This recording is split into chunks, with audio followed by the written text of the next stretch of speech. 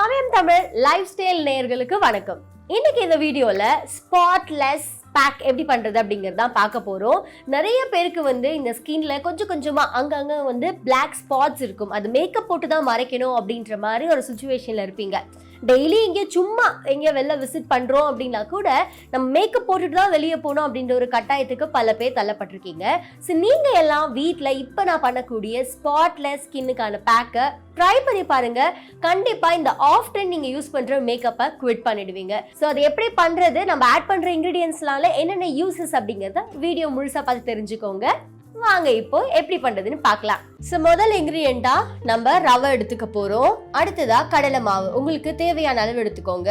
அப்புறம் coffee powder, கடைசியா ரா milk எடுத்துக்கோங்க. இப்போ எல்லா இன்கிரிடியன்ட் வச்சு நம்ம பேக்கர் ரெடி பண்ணிடலாம். சோ இப்போ ஒரு பவுல்ல நான் 1 ஸ்பூன் அளவு ரவை சேர்த்துக்க போறேன். உங்களுக்கு எந்த அளவுக்கு தேவையோ அந்த அளவுக்கு ரவையை சேர்த்துக்கலாம். இதுதான் நம்மளோட மெயின் இன்கிரிடியன்ட் அப்படின்னே சொல்லணும்.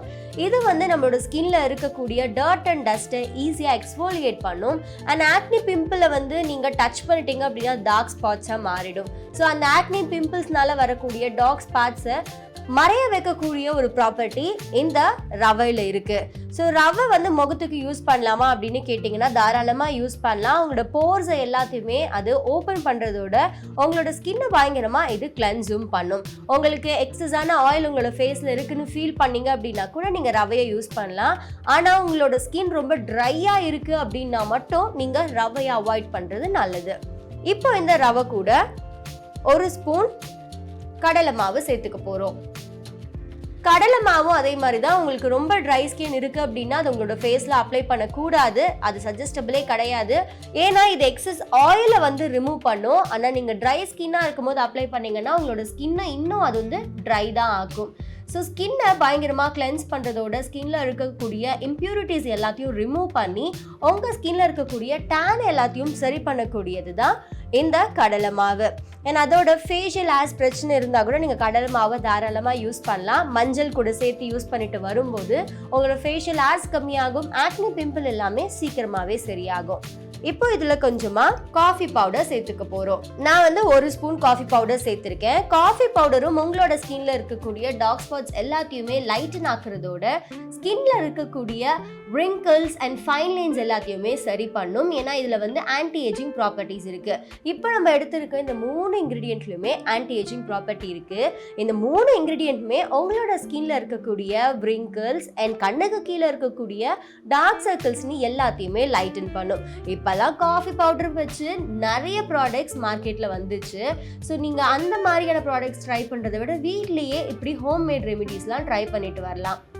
இப்போ இதில் கொஞ்சமாக பால் சேர்த்துக்க போகிறோம். பால் நான் பச்சை பாலாக சேர்த்துக்கிறேன். ஏன்னா நம்ம காசிட்டோம் அப்படின்னாலே பாலோட தன்மை மாறிடும். அதனால பச்சை பாலாக சேர்த்துக்கிறது ரொம்ப நல்லது. எந்த அளவுக்கு பால் தேவையோ அதை ஆட் பண்ணி அப்படியே மிக்ஸ் பண்ணிகிட்டே இருங்க. அப்ளை பண்ணக்கூடிய கன்சிஸ்டன்சியில் இல்லை அப்படின்னா நீங்கள் பால் சேர்த்துக்கலாம். மில்க் அப்படிங்கிறது ஒரு பெஸ்டான கிளென்சர். நீங்கள் தினமும் உங்களோட மேக்கப்பை ரிமூவ் பண்ணிவிட்டு மில்க் உங்களோட ஃபேஸில் அப்ளை பண்ணிட்டு வந்தால் கூட அது நிறைய பெனிஃபிட்ஸ் உங்களோட ஃபேஸுக்கு பண்ணும். இன்னும் கொஞ்சம் பால் சேர்த்துக்கிறேன். நம்மளோட ஃபேஸை டீப்பாக ஹைட்ரேட் பண்ணுறதோட நம்மளோட ஸ்கின்ல இருக்கக்கூடிய இம்ப்யூரிட்டிஸை ஈஸியாக ரிமூவ் பண்ணிடும். ஸோ ஃபேஸ் வாஷ் மூலயமா உங்களோட ஃபேஸில் இருக்கக்கூடிய இம்ப்யூரிட்டிஸ் ரிமூவ் ஆகலை அப்படின்னா கூட இந்த மில்க் அந்த இம்ப்யூரிட்டிஸ் எல்லாம் டீப்பாக கிளென்ஸ் பண்ணி ரிமூவ் பண்ணிடும். இப்போ எல்லா இன்க்ரீடியன்ஸும் ஆட் பண்ணிட்டோம்.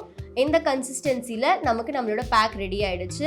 இப்போ ஸ்பாட்லெஸ் ஸ்கின்கான பேக்கை நம்மளோட ஃபேஸ்ல அப்ளை பண்ணலாம். இப்போ நம்மளோட பேக்கை ரெடி பண்ணிட்டோம். இதை என்னோட ஃபேஸ்ல நான் அப்ளை பண்ணி எப்படி ஒர்க் ஆகுது அப்படிங்கிறத காட்டுறேன். நீங்க இந்த பேக்கை ரெடி பண்ணிட்டு ஒரு 5 மினிட்ஸ் அப்படியே வச்சிருங்க. ஏன்னா இது நல்லா ஊறுச்சு அப்படின்னாலே அதோட பெனிஃபிட்ஸ் இன்னும் கொஞ்சம் அதிகமாகும்.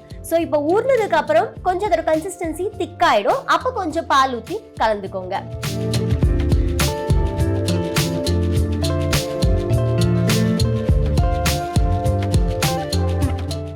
இந்த மாதிரி தின்னா உங்களோட ஃபேஸ்ல இந்த பேக்கை அப்ளை பண்ணிக்கோங்க. ஒரு 10 to 15 மினிட்ஸ் அப்படியே விட்டுட்டு அதுக்கப்புறம் நீங்க கோல்ட் வாட்டர்ல வாஷ் பண்ணிடலாம். இப்போ நான் அப்ளை பண்ண மாதிரி நீங்க பிரஷ்ல தான் அப்ளை பண்ணலாம் கிடையாது, கையிலேயே அப்ளை பண்ணிக்கலாம்.